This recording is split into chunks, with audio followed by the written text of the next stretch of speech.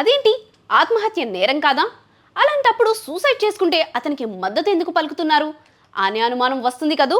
అవును, మీరు విన్నది నిజమే. భార్య వేధింపులు తాళలేక సూసైడ్ చేసుకున్నాడు ఇంజనీర్. అతని పేరు అతుల్ సుభాష్. ప్రస్తుతం అతనికి సంబంధించిన ఆత్మహత్య కేసు మీడియాలోనే చర్చనీయాంశమైంది.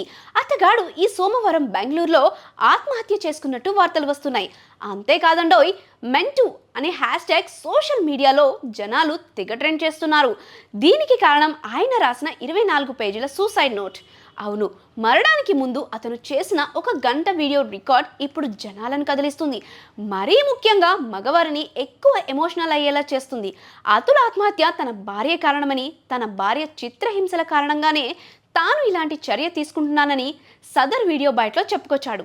ఆత్మహత్య చేసుకోవడానికి ముందు అతుల్ సుభాష్ తన ల్యాప్టాప్లో వీడియోను రికార్డ్ చేస్తూ అందులో అతను ఆత్మహత్యకు గల కారణాల గురించి పూర్తి సమాచారం ఇచ్చాడు. అతను మాట్లాడుతూ తన మరణానికి యాక్సెంచర్ ఉద్యోగి అయిన తన భార్య నిఖితా సింఘానియా, ఆమె కుటుంబ సభ్యులను నిందితులుగా పేర్కొన్నాడు. తన భార్య నిఖితా సింఘానియా అయితే తనను మానసికంగా, శారీరకంగా చాలా హింసించిందని అతుల్ తన 24 పేజీల సూసైడ్ నోట్లో వాపోయాడు. వైవాహిక సమస్యలతో బాధపడుతున్నట్లు చెప్పుకొచ్చాడు.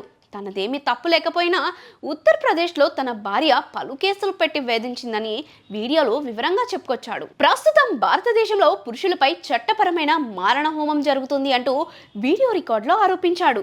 దాంతో అతుల్ ఆత్మహత్య ఉదాంతం ఇప్పుడు సోషల్ మీడియాలో పెను సంచలనం సృష్టిస్తుంది. మెన్2 అనే హ్యాష్ ట్యాగ్ సోషల్ మీడియాలో ట్రెండ్ అవుతుంది.